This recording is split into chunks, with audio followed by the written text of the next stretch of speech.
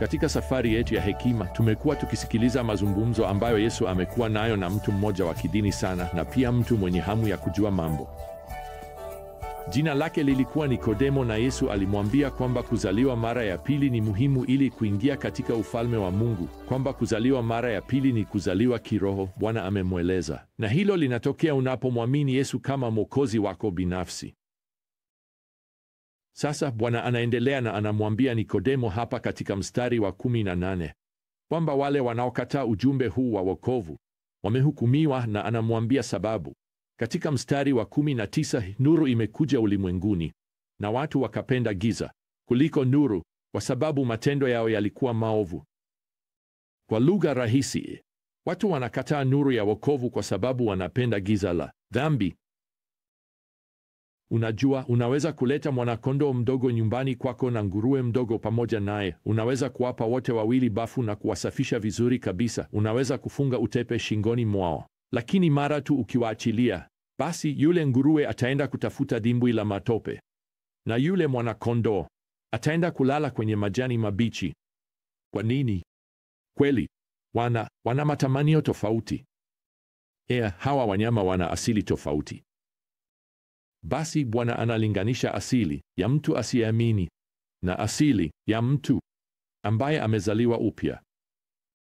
Bwana anaelezea zaidi kuhusu hilo hapa kwenye mstari wa 20, kwa maana kila atendaye maovu huchukia nuru, wala haji kwenye nuru, ili matendo yake yasije yakafunuliwa. Kwa maneno mengine, anapenda dimbwi la matope la dhambi. Sasa usielewe vibaya hapa. Hata watu waliokolewa wanaweza kuanguka kwenye hilo dimbwi la matope. Lakini Yesu anaelezea tofauti kati ya mtu anayejikwaa na kuanguka kwenye hilo dimbwi la matope na yule ambaye anataka kabisa kuishi humo.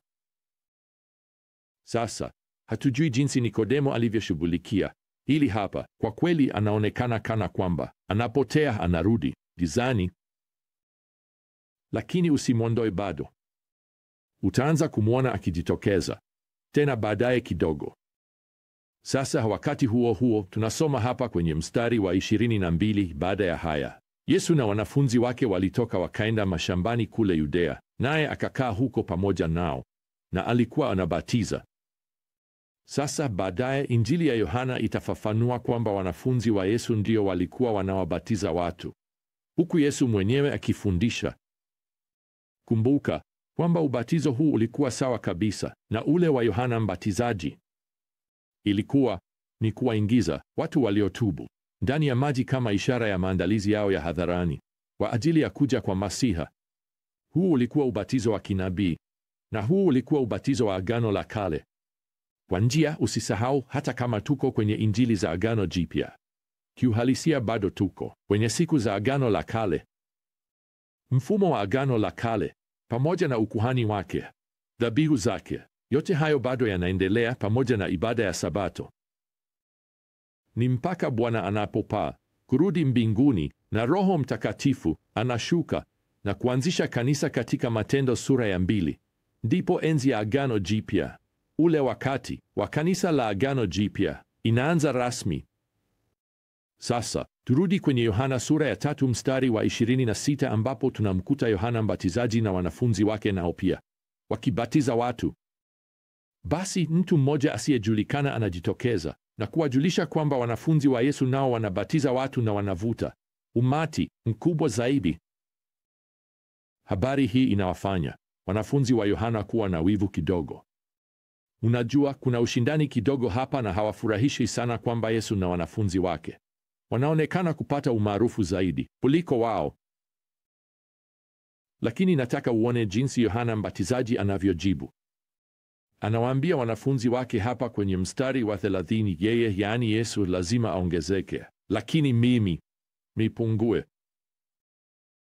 Kwa maneno mengine, hatuko kwenye ushindani, tuko kwenye ushirikiano na ujumbe wa Yesu.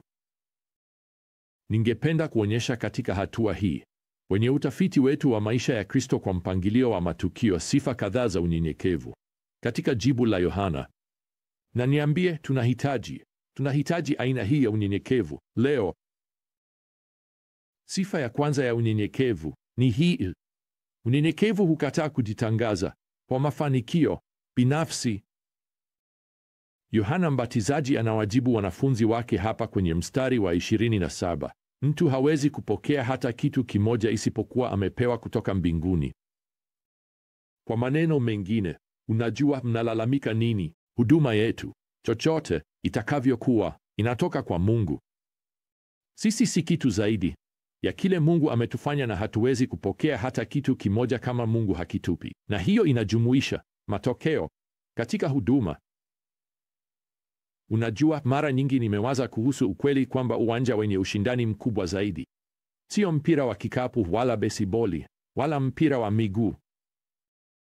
Ni kanisa, ni wizara.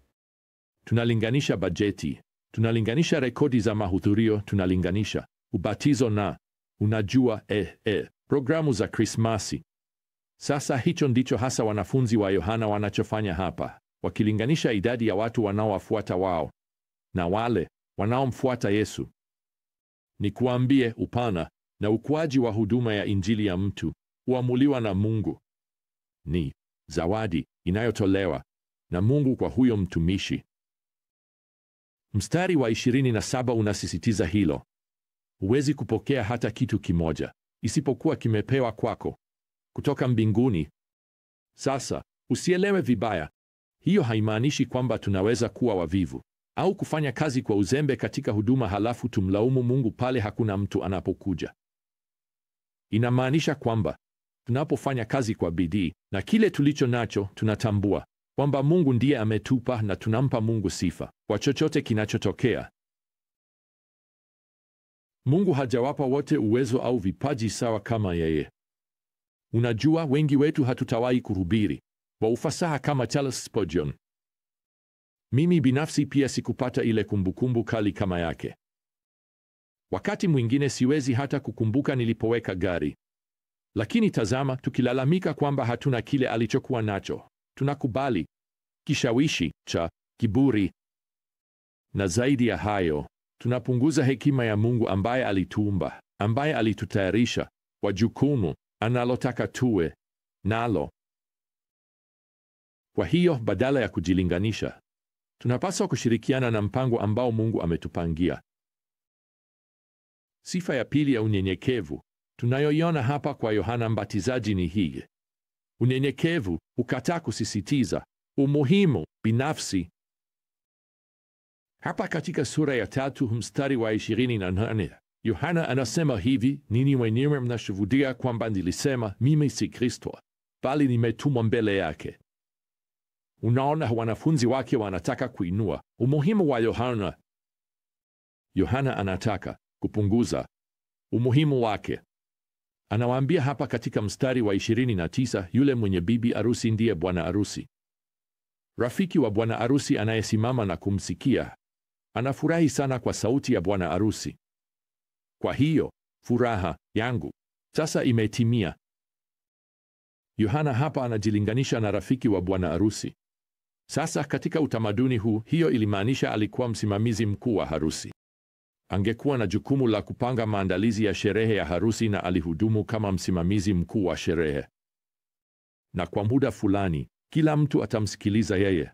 Kila mtu atafuata maelekezo yake.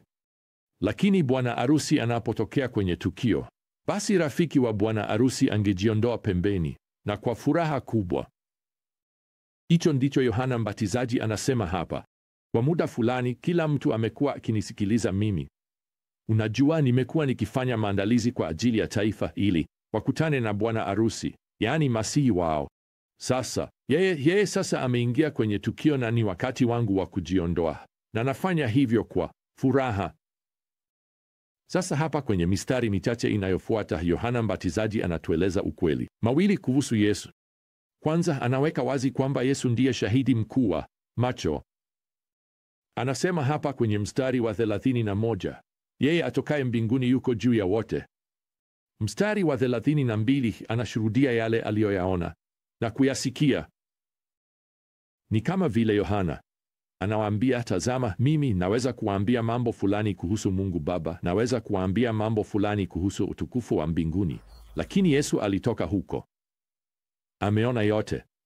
Yeye ndiye shahidi mkuu wa macho.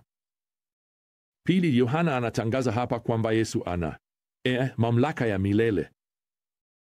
Anasema kwenye mstari wa 35, Baba anampenda Mwana na amempa vyote mikononi mwake. Kwa maneno mengine, ni kupitia tu kwa Yesu, Mwana wa Mungu, ndipo mtu anaweza kupata uzima wa milele. Na kwa kauli hizi nzuri na mtazamo huu, pazia sasa liko karibu kufungwa juu ya huduma hii nzuri na ya uaminifu ya mtu huyu aitwaye Yohana Mbatizaji. Na kwa majibu yake ya unyenyekevu, naweza kukuambia kwamba Yohana hatakuwa na majuto yoyote katika maisha yake au huduma yake.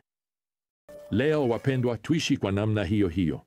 Tufikirie kwa namna hiyo hiyo. Tuseme jambo lile lile pamoja na Yohana. Lazima tupungue, lakini Yesu lazima aongezeke.